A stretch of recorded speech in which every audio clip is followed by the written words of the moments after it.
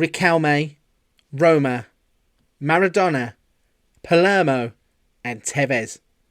These are some of the most famous players to have ever pulled on the yellow and blue shirts of Boca Juniors.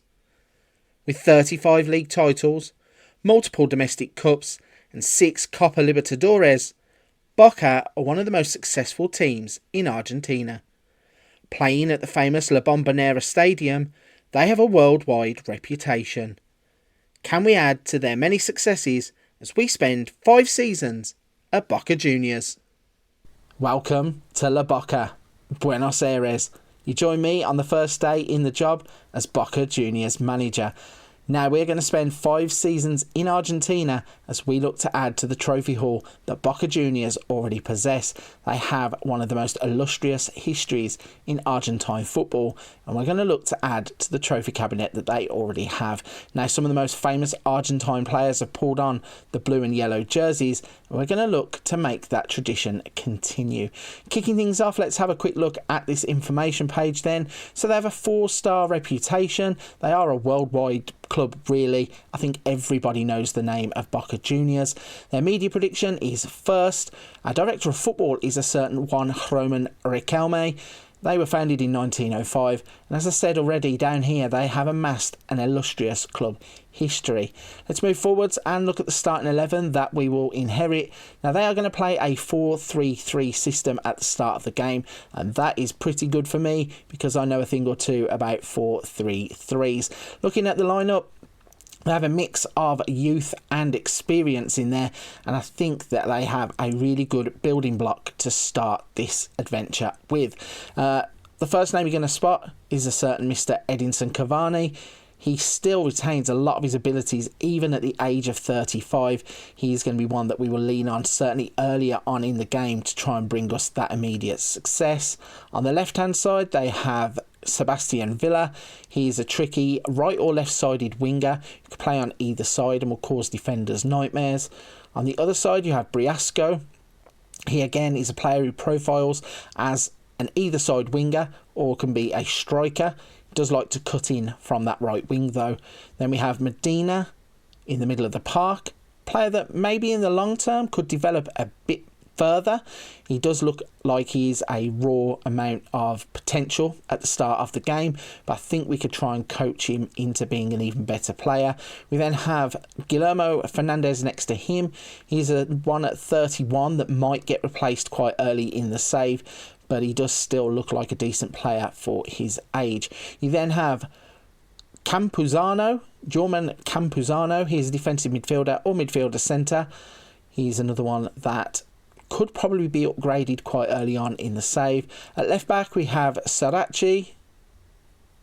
Then in the centre, we have another former Manchester United player in Marcus Rocco. He again does retain a lot of his abilities at the age of 32, but he's probably one in the long term will get replaced. I think we can go down the youth path and maybe replace him. Certainly from within the club, I think they have a number of youth prospects that we could lean on. The next player is Valentini. He's a player at the age of 21 that I think will develop nicely as the save goes along. And at right back, they have Advincula. He's a Peruvian, 32 years old. He certainly will be one that I will look to replace short term rather than long term. And then in goal, another former Manchester United player in Sergio Romero. So that's a good block for us to build upon. As I said, I do like this 4-3-3 system, so I think we can have a bit of success with it early on. Moving on and having a look at the club vision and the board cultures then, Mr. Riquelme wants us to sign players under the age of 23 for the first team, work within the wage budget, maintain the club's status as the most reputable team in Argentina.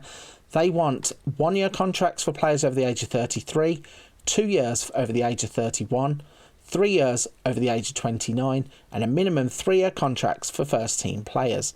By the end of the season, they want to win the Torneo Binance, challenge for the Copa Argentina, end of the 24 season, win a domestic cup, then hopefully we get a contract renewal, continue to win the Torneo Binance, and going forwards to the end of 27, that is exactly what they want to do. Moving forwards and having a look at the club vision for the supporters, they want us to sign high reputation players. Now, I'm presuming this has come because they have those Manchester United players on the books, plus they are South Americans, so it all makes sense for them to be going home at the end of their careers. But I think with the finances that will be available, we might not be able to do that early on, especially as we have the summer transfer window turned off and we only start making moves in the winter transfer window, which actually in Argentina is flipped around. So we'll start the game in December, so we won't have any transfers in that transfer window, but then later on in the year we will start to get into the market. You know what I mean. No transfers in the first part of the save anyway. So they want to sign Colombian players, which is a strange one for the fans to want us to do, but hey ho, that's where we will go if that's what they want us to do. Can't promise that we'll stick to it, but we'll have a look at it. Develop players using the club's youth system, and then their expectations are to win the Torneo Binance, become the most reputable team in South America, finish above River Plate in the league, finish above Racing Club in the league, finish above Independiente in the league, and finish above San Lorenzo in the league. So obviously they have a lot of rivalries with a lot of clubs. Early on, we should have the squad to go out and achieve those expectations quite quickly and quite often, I think. And then it's going to be about reducing the age of the squad. There are certainly a number of players in there that I think will be coming towards the end of their playing days quite quickly, and we will have to go out and replace them. So we now know what the board want from us, the supporters want from us, and what our starting 11 looks like. Let's see how we get on in season 1. To kick things off, let's have a look at all of the transfers that happened in the first season. Now, as you would have heard me say, I do have the first transfer window turned off. That means that all of these deals would have been done in the second transfer window only. Once we got to that second transfer window, it became very apparent very quickly that the club don't actually have any money. They were a little bit in the red, not enough to really cause me any concerns, but there was only £1 million available to us to spend, and that meant that we had to try and raise some funds. I didn't really want to disrupt the first team in the first season, so the only player that we moved on was Bruno Valdez. He's a centre-back who went to Libertad. We got about £2.5 million to him, which gave us about £3.5 million to reinvest in the playing team. So with such little money available to us, I tried to think outside of the box, and I went to Brazil, and the first player that I bought was Gilberto. Now, he's a young right defender or right wing back who has come from Palmeiras. He cost us around £750,000. He comes in on a breakthrough prospect contract, and he really does seem to have all of the right tools available to him to become a really good right back, certainly in Argentina. The next player we signed was Santiago Giordana. He again isn't a flashy player, but for around £2 million, he comes to us as an absolute bargain. Pace, acceleration, dribbling, finishing, first touch, can play off of the right wing, can play at the top of the pitch as a striker, and I think he's a player that if we can add him into the team, he can be a complementary piece to the players that we already have. And the final player that we signed was Vitor Andre, another player from Palmeiras, and I think he's one that will develop as the save goes along. A ball of raw talent, can play as two different positions in the middle of the park. He has good pace, acceleration, marking, tackling, work rate, off the ball and positioning, and I do think he will develop nicely. So with all of the transfer business done, have the players had any impact? Let's check out how we got on in the first season. In the first season, Boca Juniors would play in a number of competitions. Let's run through some of them. I hope you've got a few minutes because this could take a while. We're going to kick off by looking at the Argentine International Super Cup, where we would be victorious, beating Racing Club 5-2 after extra time. In the Supercopa Argentina, we were drawn against Patronato. We drew 2-2 in the game, and unfortunately we lost this one on penalties. In the Copa Argentina Axion Energy, we would enter in the 5th round, and unfortunately we would get knocked out in the 5th round too. We were drawn against Deportivo Madryn, and we would lose to them 4-2. That was quite an embarrassing loss, I will be honest. In the Copa Libertadores, we were drawn in Group E. We were paired up with Melgar, the strongest, and Metropolitanos, and in the group stage we would do really well, playing 6 games, winning all 6 games, didn't have a draw or a loss. We had a 25 goal difference and we finished on 18 points. If we then move on to the second round, we were drawn against Barcelona SC, where we required penalties to go through after a 4-4 aggregate 2-legged affair. Then in the quarterfinals, we were drawn against SC Internacional and we would draw 6-6 after 2 legs. And unfortunately, we would exit the competition on penalties. So that just leaves me with the 2 parts of the league campaign that we went through. So the first part, the Liga Professional de Football, the overall table, we played 41, we won 32 games, we drew 2, we lost 7, we had a 73 goal difference and we finished on 98 points to win the overall table phase. We won that by 13 points from River Plate, which was fantastic. In terms of some of the stats across the season, we didn't really have one player who stood out in terms of goals. They were shared around quite a bit. The average rating, Sebastian Villa 7.62, Edinson Cavani 7.44. We had Advincula with 14 assists and Sergio Romero with 15 clean sheets. In the second phase of the Argentinian League, we went into 2 groups. We were put into Group B, where we would play 14 games. We would win 11 of those. We would draw 1, have 2 losses, have 34 goals scored, 14 against, have a goal difference of 20 and finish on 34 points to win our group. We then would go on and face, in the quarterfinals, Argentinos Juniors, where we would win 5-0. In the semi-finals, we would be paired off against Tigre. We beat them 5-1 to advance to the final, where we would come up against bitter rivals River Plate, and we would beat them 2-1 to win the overall Argentine League. It's a bit crazy. There are a lot of competitions and a lot of intricacies that go into Argentine football. It's absolutely mad. You play so many games. You need such a big squad. That is the reason why I think the registration requirements allow you to have 99 players, because you will need a lot of players to play in all of these different competitions. So just to recap them, 5th round of the Copa Argentina Axion Energy.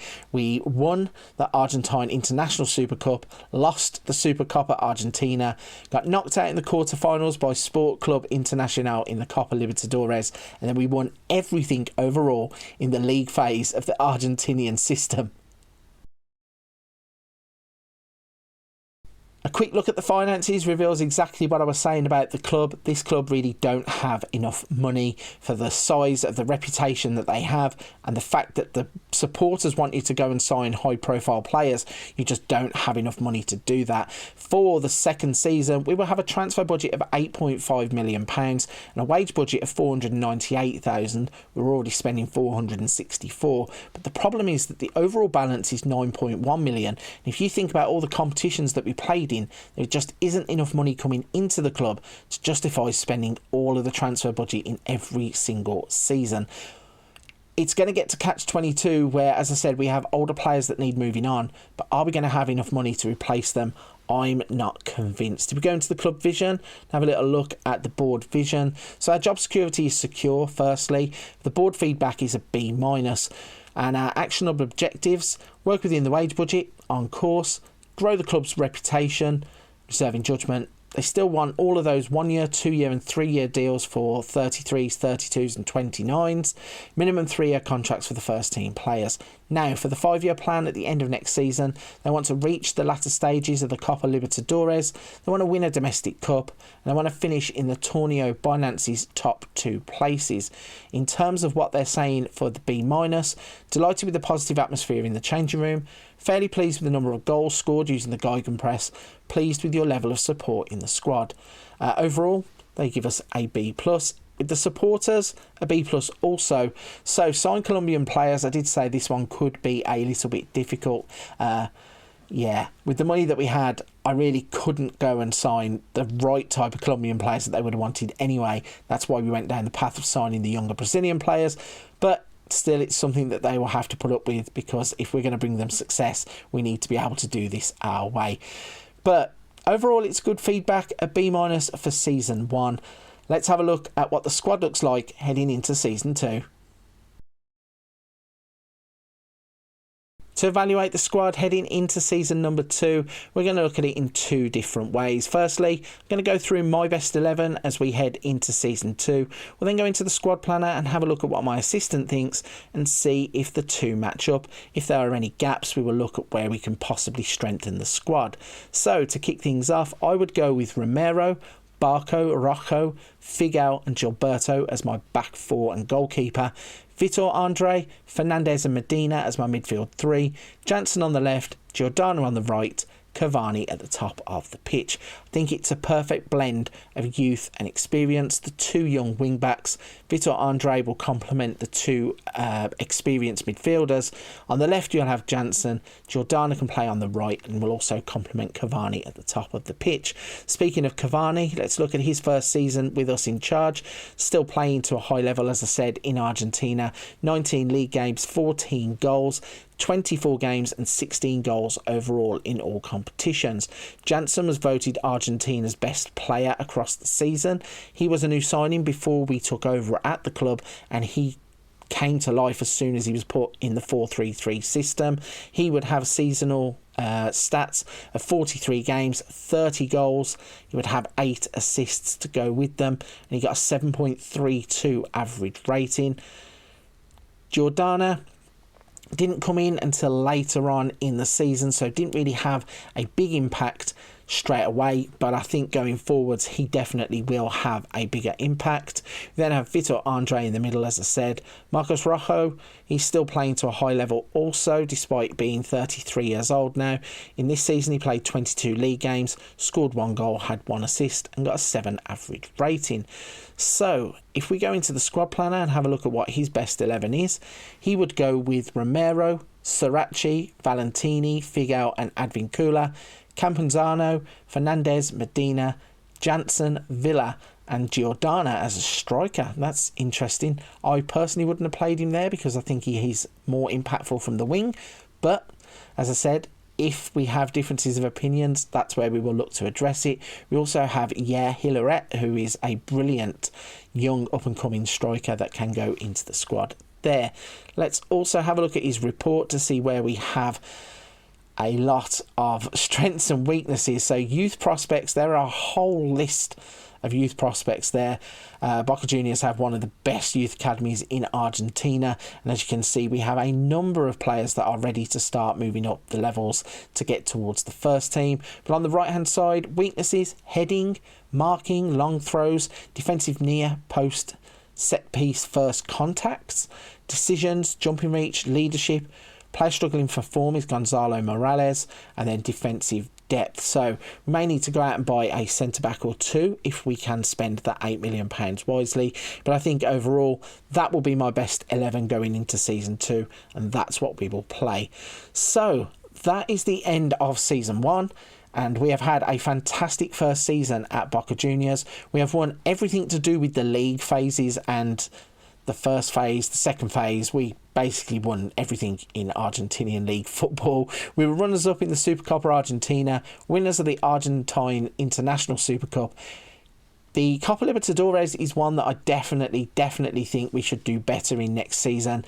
We only got to the quarterfinals this season, and we did disappointingly in the Axion Energy Cup. So definitely something to build upon as we go towards season number 2. Right then, if you're still with me at this point of the video, firstly a big thank you. Secondly, if you could hit the like button and subscribe to the channel to help the channel to grow, I really would appreciate it. I cannot thank you all enough for the support you've given me across the past couple of months. Really has helped the channel to grow. I cannot thank you all enough. Before you go, don't forget to check out the rest of the channel. There are other videos for FM24, hints, tips, tutorials, Wonder Kids, all those kinds of things. But for this one, I'm going to leave it there. Hope to see you on the next episode of the Boca Juniors Save.